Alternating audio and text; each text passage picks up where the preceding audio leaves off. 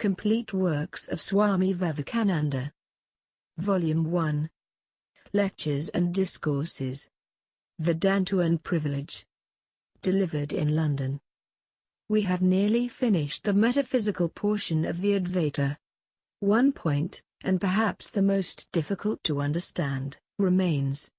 We have seen so far that, according to the Advaita theory, all we see around us, and the whole universe in fact, is the evolution of that one absolute. This is called, in Sanskrit, Brahman. The absolute has become changed into the whole of nature. But here comes a difficulty. How is it possible for the absolute to change? What made the absolute to change? By its very definition, the absolute is unchangeable. Change of the unchangeable would be a contradiction. The same difficulty applies to those who believe in a personal God. For instance, how did this creation arise? It could not have arisen out of nothing. That would be a contradiction. Something coming out of nothing can never be. The effect is the cause in another form. Out of the seed, the big tree grows. The tree is the seed, plus air and water taken in. And if there were any method of testing the amount of the air and water taken to make the body of the tree, we should find that it is exactly the same as the effect, the tree. Modern science has proved beyond doubt that it is so, that the cause is the effect in another form. The adjustment of the parts of the cause changes and becomes the effect. So, we have to avoid this difficulty of having a universe without a cause, and we are bound to admit that God has become the universe. But we have avoided one difficulty, and landed in another. In every theory, the idea of God comes through the idea of unchangeability. We have traced historically how the one idea which we have always in mind in the search for God, even in its crudest form, is the idea of freedom, and the idea of freedom and of unchangeability is one and the same. It is the free alone which never changes, and the unchangeable alone which is free, for change is produced by something exterior to a thing, or within itself, which is more powerful than the surroundings. Everything which can be changed is necessarily bound by certain cause or causes, which cannot be unchangeable. Supposing God has become this universe, then God is here and has changed. And suppose the infinite has become this finite universe, so much of the infinite has gone, and, therefore, God is infinite minus the universe. A changeable God would be no God. To avoid this doctrine of pantheism, there is a very bold theory of the Vedanta. It is that this universe, as we know and think it, does not exist, that the unchangeable has not changed, that the whole of this universe is mere appearance and not reality, that this idea of parts, and little beings, and differentiations is only apparent, not the nature of the thing itself. God has not changed at all, and has not become the universe at all. We see God as the universe, because we have to look through time, space, and causation. It is time, space, and causation that make this differentiation apparently, but not really. This is a very bold theory indeed. Now this theory ought to be explained a little more clearly. It does not mean idealism in the sense in which it is generally understood. It does not say that this universe does not exist. It exists, but at the same time it is not what we take it for. To illustrate this, the example given by the Advaita philosophy is well known. In the darkness of night, a stump of a tree is looked upon as a ghost by some superstitious person, as a policeman by a robber, as a friend by someone waiting for his companion. In all these cases, the stump of the tree did not change, but there are apparent changes, and these changes were in the minds of those who saw it. From the subjective side we can understand it better through psychology. There is something outside of ourselves, the true nature of which is unknown and unknowable to us. Let us call it X. And there is something inside, which is also unknown and unknowable to us. Let us call it Y. The knowable is a combination of X plus Y, and everything that we know, therefore, must have two parts, the X outside, and the Y inside, and the X plus Y is the thing we know. So, every form in the universe is partly our creation and partly something outside. Now what the Vedanta holds is that this X and this Y are one and the same. A very similar conclusion has been arrived at by some Western philosophers, especially by Herbert Spencer, and some other modern philosophers. When it is said that the same power which is manifesting itself in the flower is welling up in my own consciousness, it is the very same idea which the Vedantist wants to preach, that the reality of the external world, and the reality of the internal world are one and the same. Even the ideas of the internal and external exist by differentiation and do not exist in the things themselves. For instance, if we develop another sense, the whole world will change for us, showing that it is the subject which will change the object. If I change, the external world changes.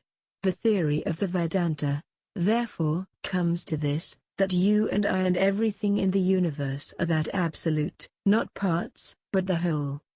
You are the whole of that absolute, and so are all others, because the idea of part cannot come into it. These divisions, these limitations, are only apparent, not in the thing itself. I am complete and perfect, and I was never bound, boldly preaches the Vedanta. If you think you are bound, bound you will remain. If you know that you are free, free you are. Thus the end and aim of this philosophy is to let us know that we have been free always, and shall remain free forever. We never change, we never die, and we are never born. What are all these changes then? What becomes of this phenomenal world? This world is admitted as an apparent world, bound by time, space, and causation, and it comes to what is called the Vivekananda in Sanskrit, evolution of nature, and manifestation of the Absolute. The Absolute does not change, or re-evolve. In the little amoeba is that infinite perfection latent. It is called amoeba from its amoeba covering, and from the amoeba to the perfect man the change is not in what is inside, that remains the same, unchangeable, but the change occurs in the covering. There is a screen here, and some beautiful scenery outside. There is a small hole in the screen through which we can only catch a glimpse of it. Suppose this hole begins to increase, as it grows larger and larger, more and more of the scenery comes into view, and when the screen has vanished, we come face to face with the whole of the scenery. This scene outside is the soul, and the screen between us and the scenery is Maya, time, space, and causation. There is a little hole somewhere, through which I can catch only a glimpse of the soul. When the hole is bigger, I see more and more, and when the screen has vanished, I know that I am the soul. So changes in the universe are not in the absolute, they are in nature. Nature evolves more and more, until the absolute manifests itself. In everyone it exists, in some it is manifested more than in others.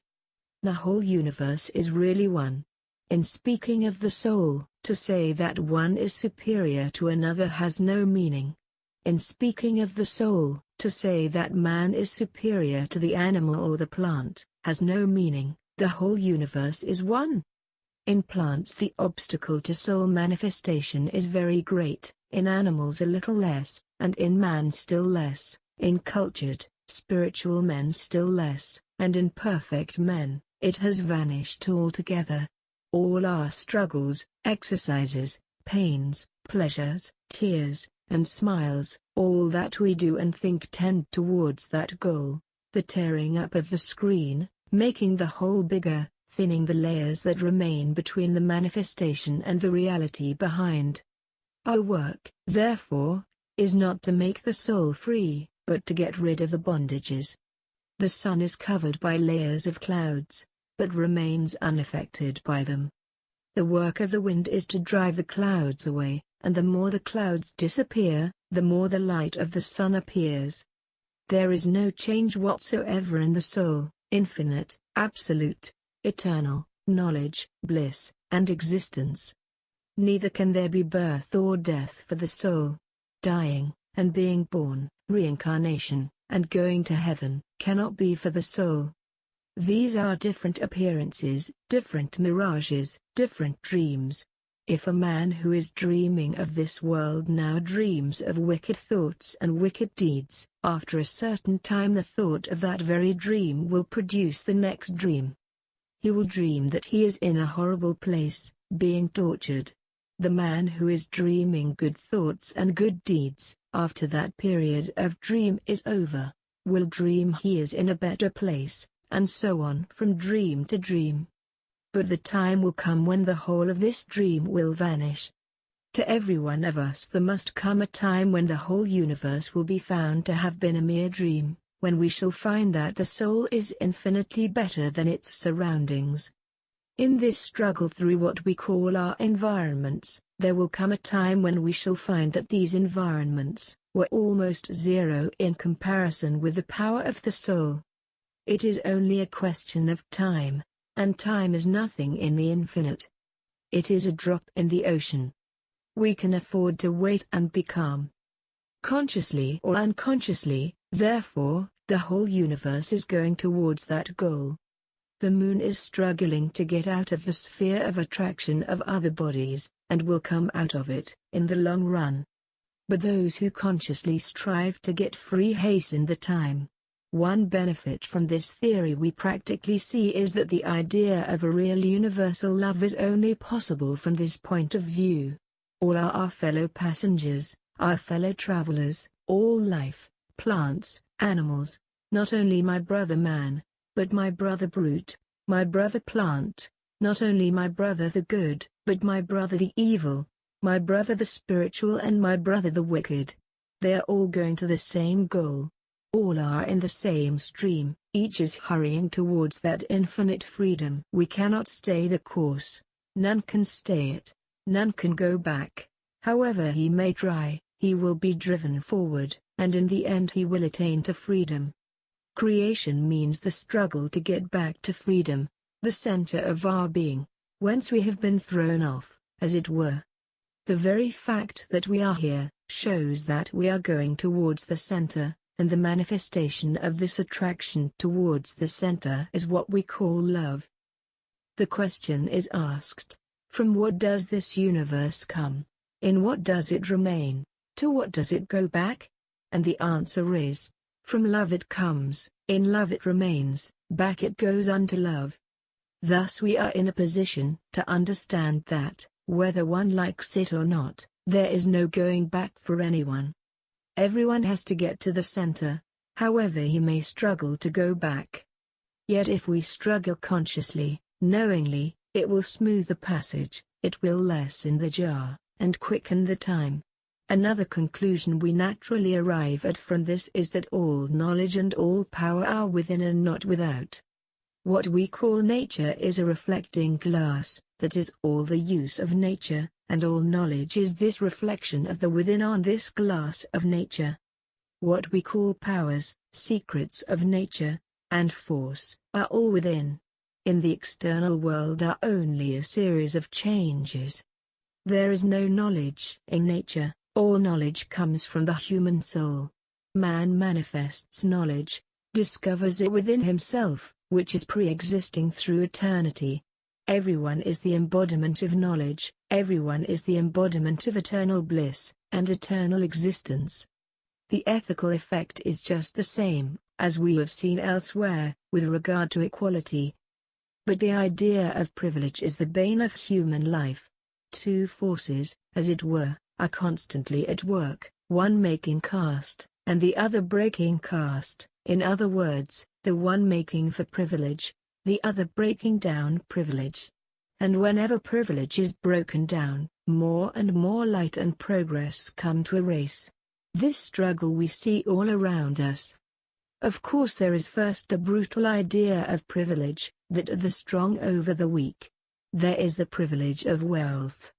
If a man has more money than another, he wants a little privilege over those who have less. There is the still subtler and more powerful privilege of intellect.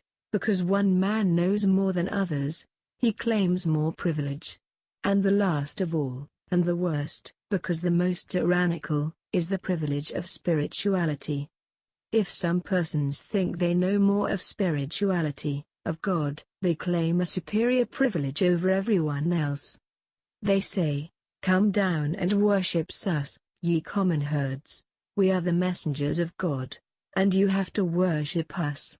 None can be Vedantists and at the same time admit of privilege to anyone, either mental, physical, or spiritual. Absolutely no privilege for anyone.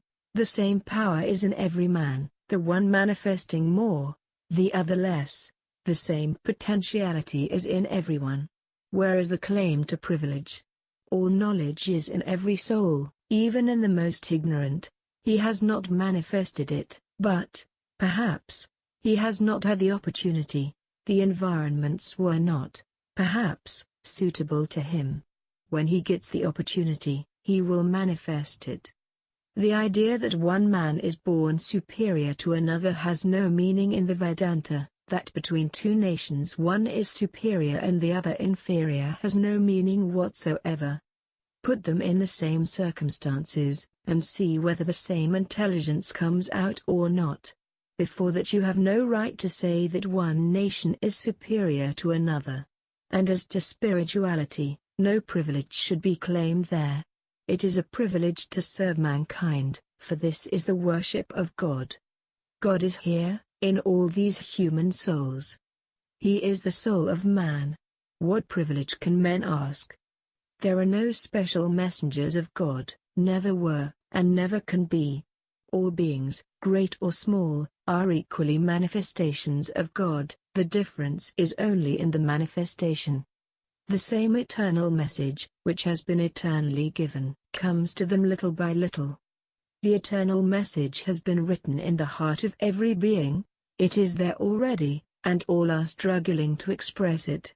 Some, in suitable circumstances, express it a little better than others, but as bearers of the message they are all one. What claim to superiority is there? The most ignorant man, the most ignorant child, is as great a messenger of God as any that ever existed, and as great as any that are yet to come. For the infinite message is there imprinted once for all in the heart of every being.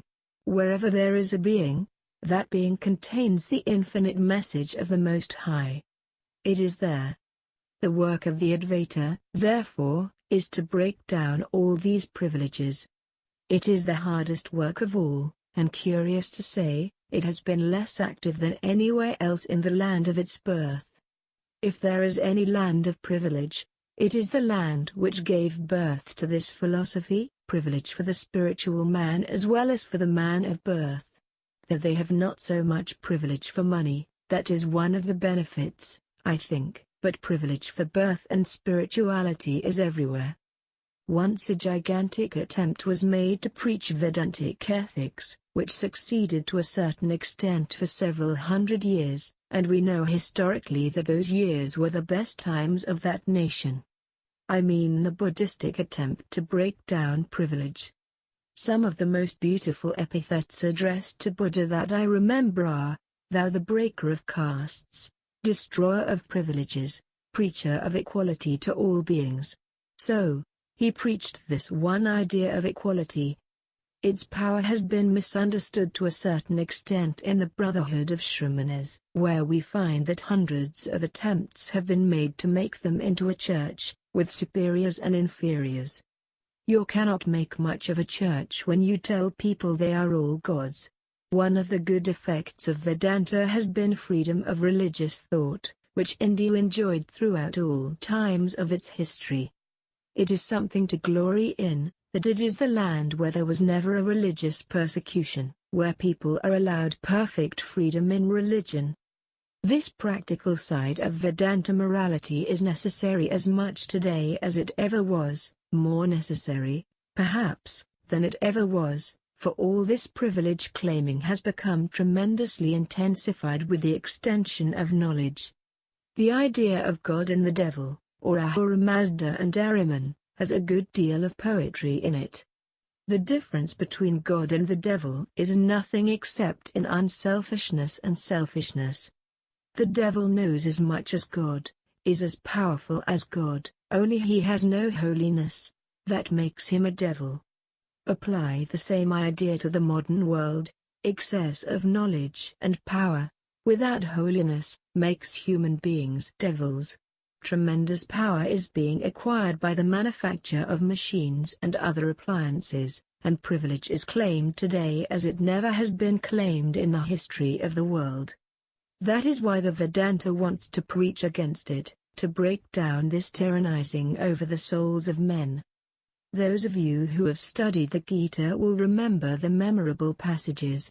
He who looks upon the learned Brahmin, upon the cow, the elephant, the dog, or the outcast with the same eye, he indeed is the sage, and the wise man. Even in this life he has conquered relative existence whose mind is firmly fixed on this sameness, for the Lord is one and the same to all, and the Lord is pure. Therefore those who have this sameness for all, and are pure, are said to be living in God. This is the gist of Vedantic morality, this sameness for all. We have seen that it is the subjective world that rules the objective. Change the subject, and the object is bound to change. Purify yourself, and the world is bound to be purified. This one thing requires to be taught now more than ever before. We are becoming more and more busy about our neighbors, and less about ourselves. The world will change if we change. If we are pure, the world will become pure. The question is why I should see evil in others. I cannot see evil unless I be evil. I cannot be miserable unless I am weak. Things that used to make me miserable when I was a child, do not do so now.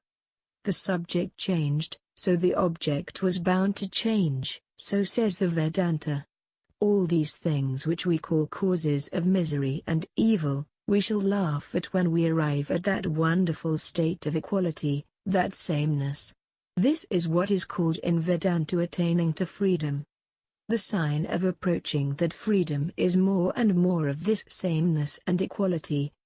In misery and happiness the same, in success and defeat the same, such a mind is nearing that state of freedom. The mind cannot be easily conquered. Minds that rise into waves at the approach of every little thing, at the slightest provocation or danger, in what a state they must be. What to talk of greatness or spirituality, when these changes come over the mind? This unstable condition of the mind must be changed. We must task ourselves how far we can be acted upon by the external world, and how far we can stand on our own feet, in spite of all the forces outside us. When we have succeeded in preventing all the forces in the world from throwing us off our balance, then alone we have attained to freedom, and not before. That is salvation. It is here and nowhere else. It is this moment. Out of this idea, out of this fountainhead, all beautiful streams of thought have flowed upon the world, generally misunderstood in their expression, apparently contradicting each other. We find hosts of brave and wonderfully spiritual souls, in every nation, taking to caves or forests for meditation, severing their connection with the external world. This is the one idea. And, on the other hand, we find bright, illustrious beings coming into society, trying to raise their fellow men, the poor, the miserable. Apparently these two methods are contradictory. The man who lives in a cave, apart from his fellow beings, smiles contemptuously upon those who are working for the regeneration of their fellow men. How foolish! He says, what work is there? The world of Maya will always remain the world of Maya, it cannot be changed. If I ask one of our priests in India, do you believe in Vedanta? He says, that is my religion. I certainly do, that is my life. Very well, do you admit the equality of all life, the sameness of everything? Certainly, I do. The next moment, when a low-caste man approaches this priest, He jumps to one side of the street to avoid that man. Why do you jump? Because his very touch would have polluted me. But you were just saying we are all the same, and you admit there is no difference in souls. He says, oh, that is in theory only for householders. When I go into a forest, then I will look upon everyone as the same. You ask one of your great men in England, of great birth and wealth, if he believes as a Christian in the brotherhood of mankind, since all came from God. He answers in the affirmative, but in 5 minutes he shouts something uncomplimentary about the common herd. Thus, it has been a theory only for several thousand years and never came into practice. All understand it, declare it as the truth, but when you ask them to practice it, they say, it will take millions of years. There was a certain king who had a huge number of courtiers, and each one of these courtiers declared he was ready to sacrifice his life for his master, and that he was the most sincere being ever born. In course of time, a sannyasin came to the king. The king said to him that there never was a king who had so many sincere courtiers as he had.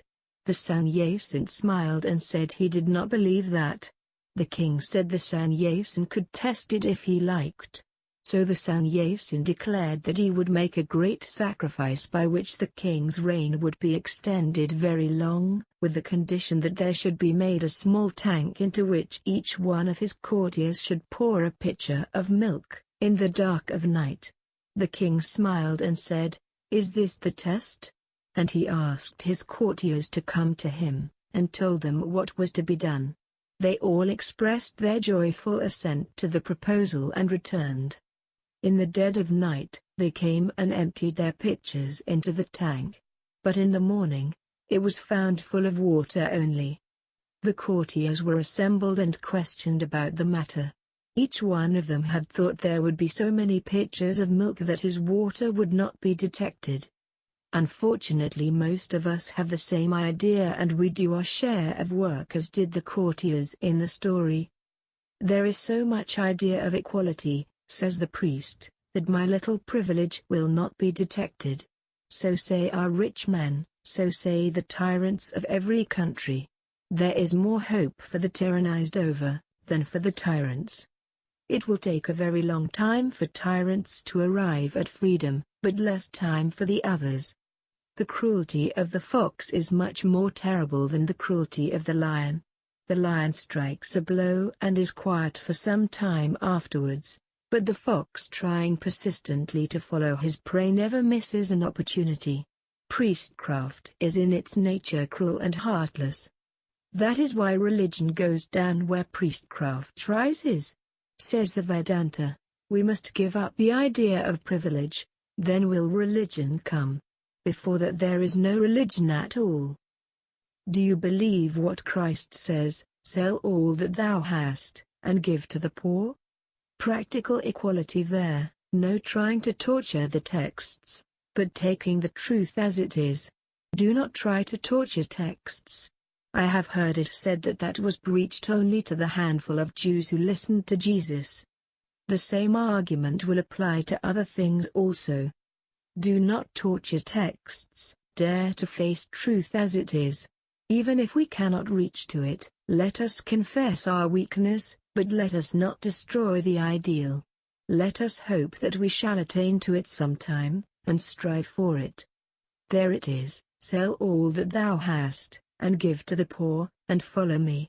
Thus, trampling on every privilege and everything in us that works for privilege, let us work for that knowledge which will bring the feeling of sameness towards all mankind.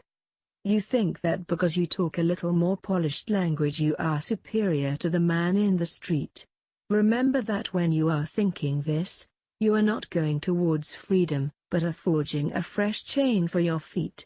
And, above all, if the pride of spirituality enters into you, woe unto you.